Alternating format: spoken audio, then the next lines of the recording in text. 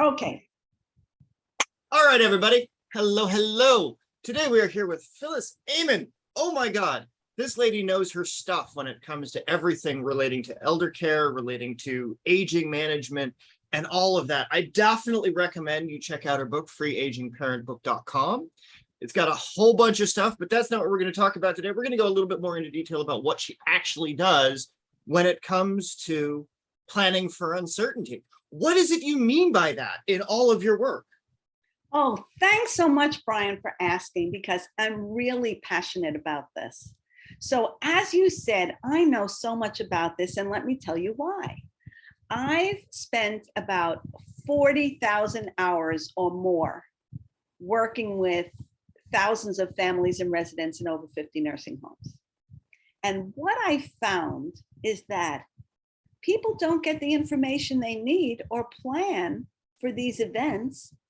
And then when they're in a crisis, that's not the time to plan. So when I say they plan for uncertainty, so people say, oh, I don't want to think about that. It's my mother, it's my father, it's too sad, it's too uncomfortable. But here's the thing, here's the uncertainty part. People get car insurance and they're hoping and certainly not planning to be in a car accident, right?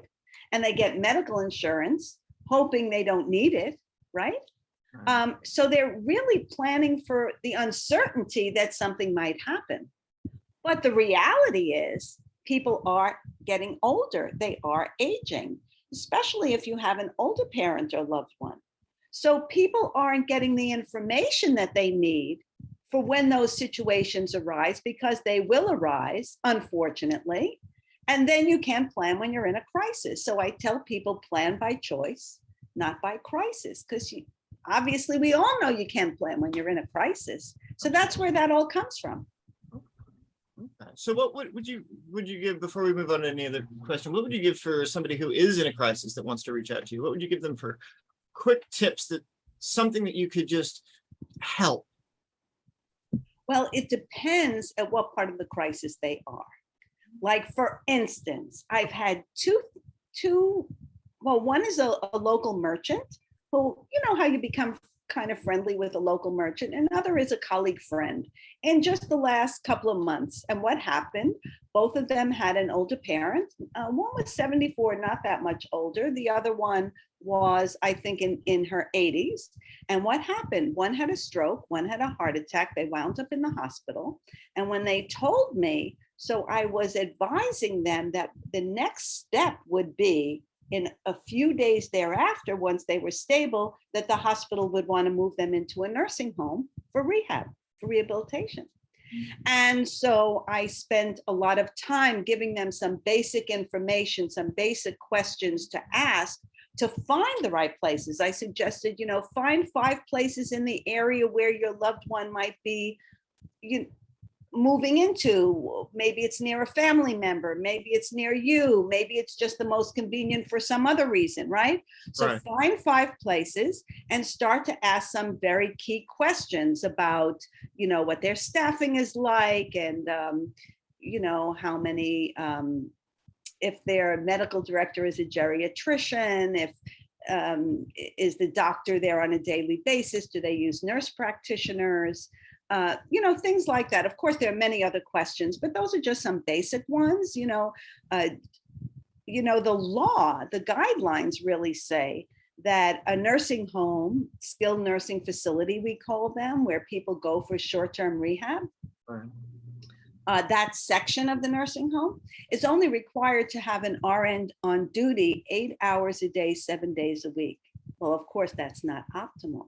So I always tell people, ask that very critical question, because especially if your loved one has had a stroke or a heart attack or, something serious, you want to know that there's a registered nurse that would be able to respond to whatever, medical situation arises, especially shortly after they've had this incident and they're transferred to a nursing home.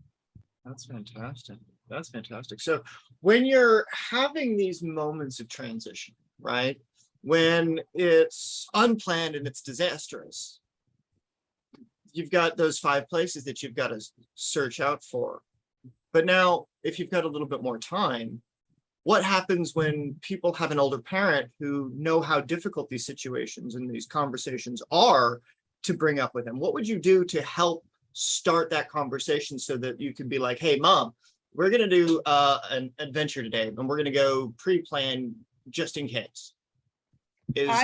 I love that question. I love that question because these are very difficult conversations to have. They're very sensitive for a variety of reasons. Not only for the adult child, but for the parent who doesn't want to lose their autonomy, their independence, fears what that might look like or feel like. So, what I tell people is to, first of all, approach the conversation very gently, give it time. It doesn't have to happen all at once. And to bring in the idea that it's a team, right? That we're working together, that you really want the best thing for them. And I would almost bring in the fact that, people know how difficult it is for a lot of people in nursing homes or a lot of people in this situation. It's not ideal. So let's try and plan ahead just in case something happens, because maybe you've fallen before, or maybe even if it's something planned, like I have a friend right now, she's going to have a hip replacement in October. And I know her for 50 years. Actually, she was my undergraduate professor in school, and we're still friends. And I said to her, I suggest you find 5 places and start to look around and ask some key questions. Of course, I'll give her some key questions to ask to make sure that the environment you're going to be moving into, even if it's only for a week or 2, is the best one that's going to serve you the best. Because here's another important point that I think people don't realize. They're in the driver's seat. It's a business, and every business needs customers. And people don't think of it that way because they think it's, I don't say healthcare, it's medical care, right? And Right. so they think that they're beholding to the people who are going to provide the care. But the reality is, as I say, it's a business. And if people start to think of it that way, business is not just, buying a car, or buying shoes, or buying a computer, or whatever it is. This is a business, and every business needs customers. So you want to be armed with the best information to make sure that you get the best service. Wow. It's a mindset shift, a total mindset shift. So, okay, now, when you're trying to get off the fence, right, and get into that mindset shift, right, you've got some unique experiences that are otherwise unknown to people that allow you to strategically place yourself at that point of shifting for them, right? So what unique experience do you bring to the space that you can offer to people that would help them either understand the actual importance of what you're doing and understand the value of what you're doing, but also apply what you're doing? Well, those are great questions, because that is hard for people to see sometimes. But like I started the conversation, I've worked over 40,000 hours. I've seen every situation you could think of, every pitfall, right? And I've been with families after the fact, once they, let's say, move into one of these environments, having these conversations and mediating them and helping people work through the feelings, because there are a lot of feelings on both sides. There's guilt, there's anger, there's abandonment. There are many things that go into this.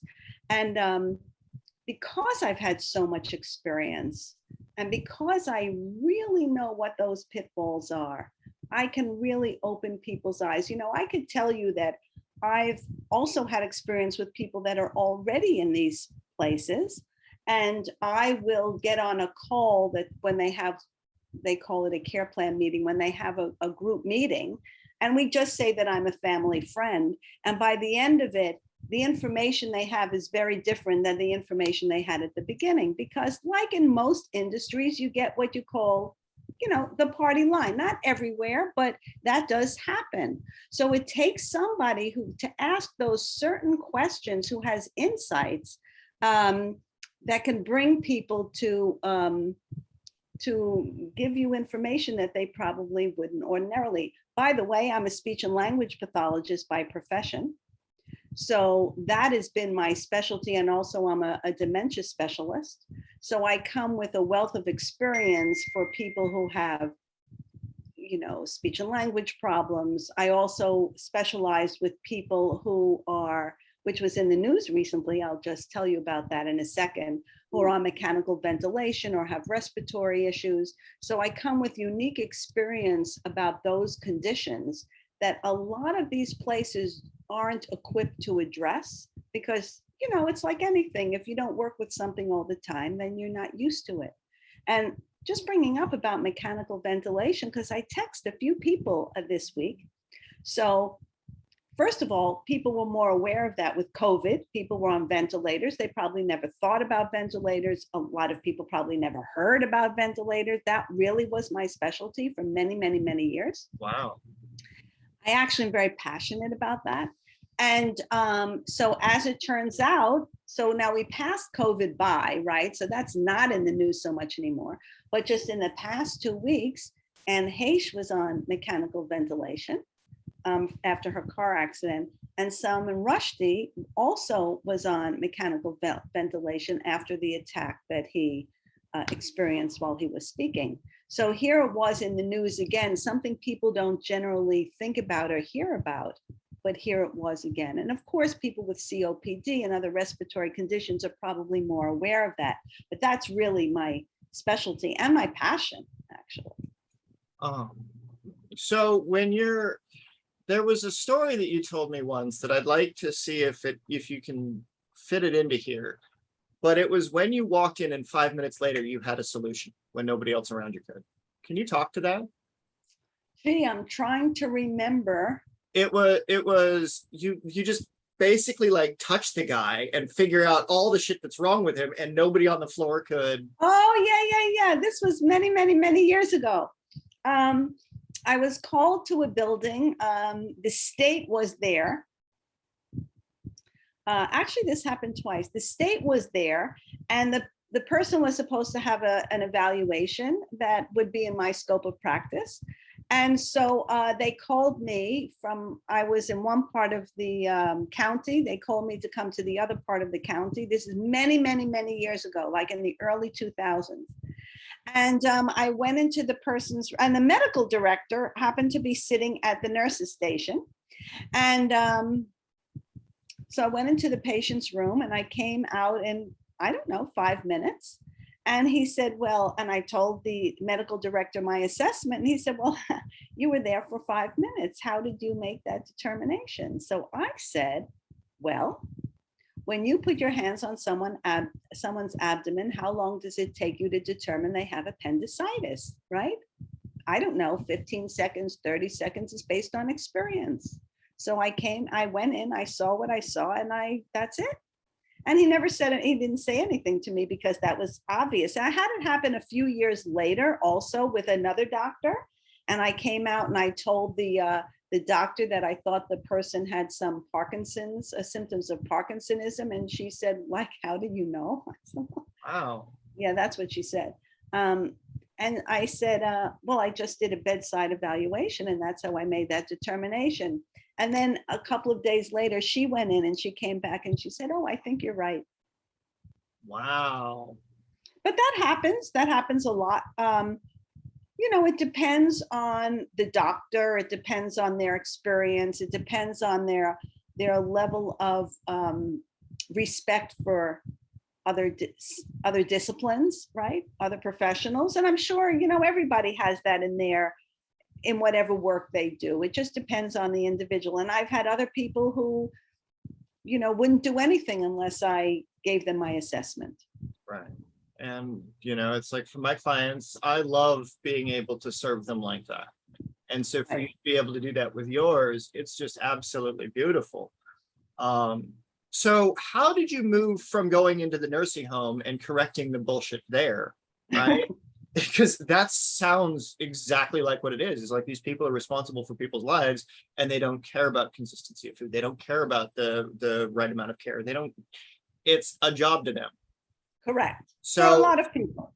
right. Correct. And so how did you move from doing nursing home advocacy and where it's a really brutal, like you're on the front lines battlefield-ish, right? Like literally Right. sometimes, and then move into ambassador of conscious aging life management, because we haven't really talked about that next step of your transition yet.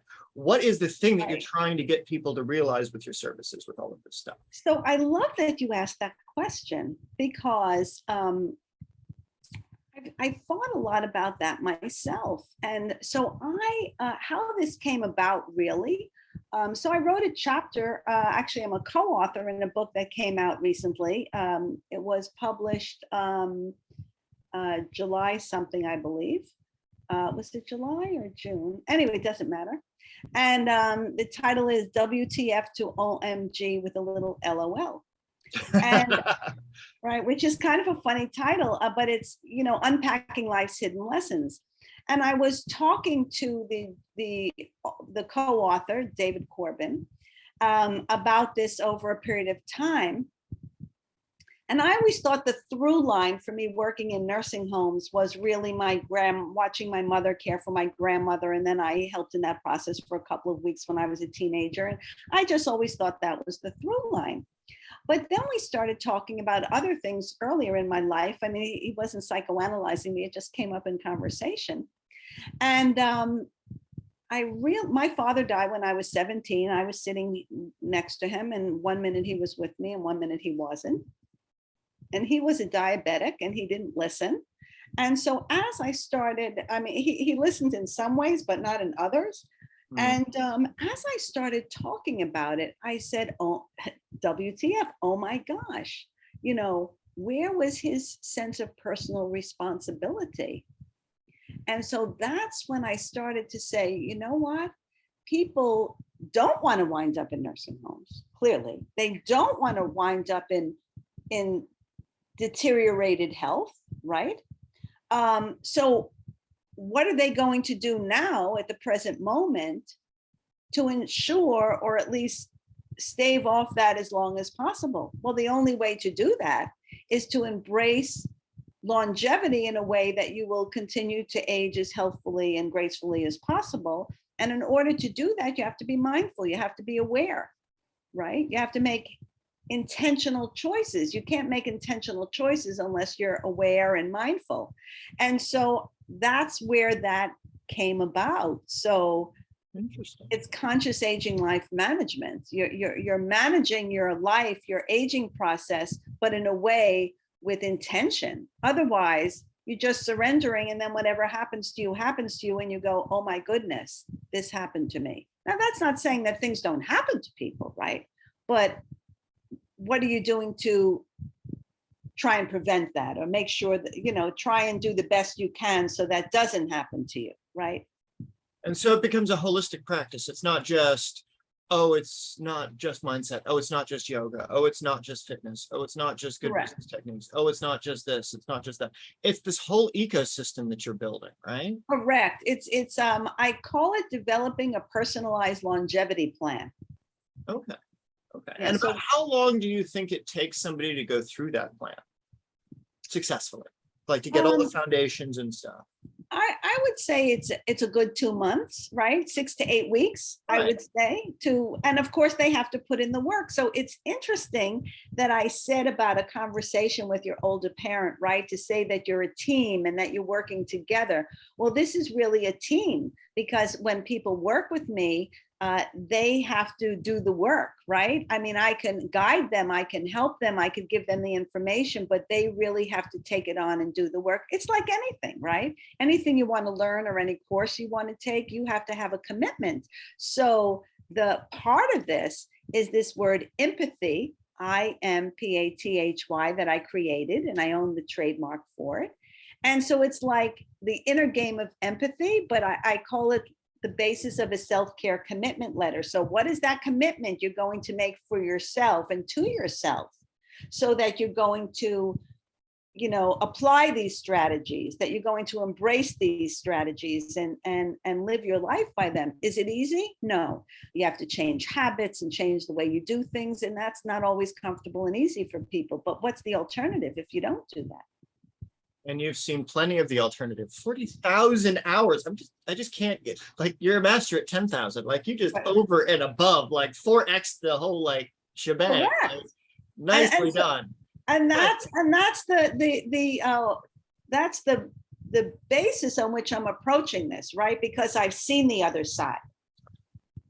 Like I wrote in this chapter, if I had a nickel or a penny or a dime, whatever I wrote, for every person who said they wish they listened, they wish they would have followed their doctor's instructions, they wish they would have taken their blood pressure medication, they wish they would have adhered to that diet, they wish they would have, gone out and moved more on a regular basis. Well, that the fact that they didn't is why what happened. Now, of course, we all have our environments, our DNA, our family that obviously enters into the things that happen to us, right? But obviously you want to do the best you can to shore up yourself against those situations. That's excellent. And again, that's freeagingparentbook.com for everybody who's listening and watching and wants to collect a great resource on that.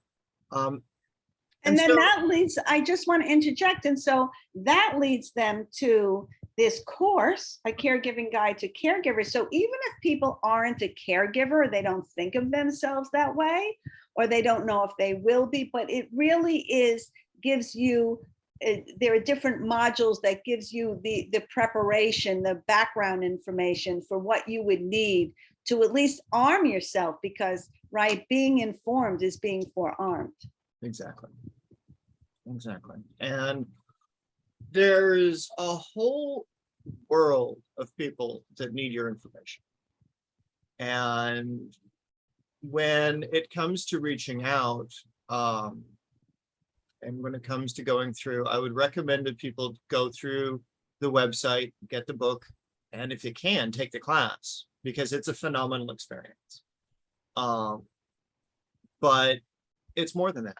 It's get engaged with what Phyllis is up to. It's get engaged with these projects, because we're working on an international level with this idea of being able to roll this project out, so that way people that don't have the resources of, even knowing, oh, hey, you can do a pattern interrupt and listen to a song for 2 minutes, put it on the radio, right, and get you and the person you're taking care of to jam out and just have a pattern interrupt, right?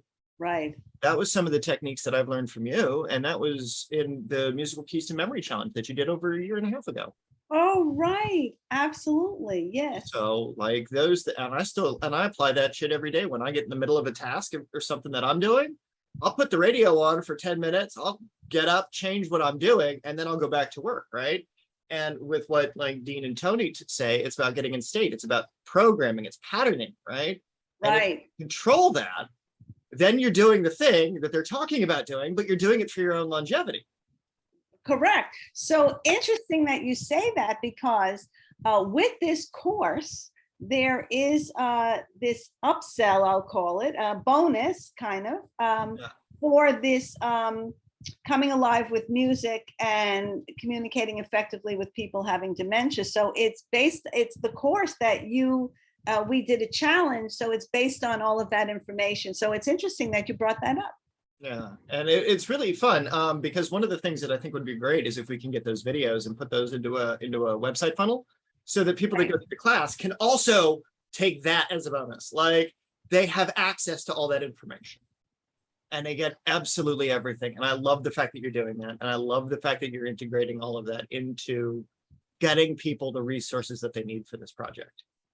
Yeah, it's really, really crucial. I mean, 10,000 people a day are turning 65 between now and 2034. And that's probably the first generation that has had such intensive experiences, as we call it the sandwich generation, having maybe older parents that they're caring for, and then having job responsibilities, and maybe some may have younger children, some may be helping to take care of grandchildren, or they may have children still in college, depending on when they started their journey with having children. And so they're really caught. It's hard for them to get this information. And like I said, these couple of people that I've known in the past couple of weeks, I mean, they didn't even know where to turn. Right. So it's very important to get the information, have these conversations up front, and just start to prepare in a gentle way. No one says anybody's packing somebody's suitcase, but just start to prepare in a gentle way. It takes time. It does. It does. Well, I thank you so much, Phyllis. I thank you so much. Do you have any final thoughts that you want to give to our viewers, or any resources that are outside of the spectrum of what we've talked about so far? Well, I would say, by the way, since you said if people want to reach out to me, they can. So, my website, or they can email me, phyllis@phyllisayman.com. And if they want to reach out to me and schedule a 20-minute conversation, a consultation, I could help give them some ideas, guide them, and answer maybe some burning questions that they have, and help them, have a sense of calm especially if they are in some kind of crisis situation. I'd be happy to do that. That's delightful. And I really appreciate you doing that for them. And anybody who's watching this, folks, reach out to Phyllis, because it's super important. Like, it might not seem like it, but it's good to know that information, because the last thing you want to do is be in a nasty place. Right. And yeah, like, I remember this one hospice story that my mom was telling me, that she was in this place and they just let the ants crawl over the patient because they didn't clean up the orange juice that spilled from breakfast. And I've seen that. I'm sorry to say. I've seen maggots. I've seen mice. I've seen all kinds of things. right. I'm sorry to tell you that, but that is true. Oh yeah, no. And that's something that, while it is a business, there are some businesses that no longer need to be in business. And so we need to figure out a new way to do business. And so this is why I advise every single person to reach out and talk to Phyllis, because there's got to be something that we can do to change the dialogue. There's got to be something that we can do to change it in our own lives and for those that we care about. Correct. I appreciate everybody and your time today. Thank you, Phyllis. And I hope everybody has a wonderful and safe afternoon, and I will chat with you all later. Thanks for watching.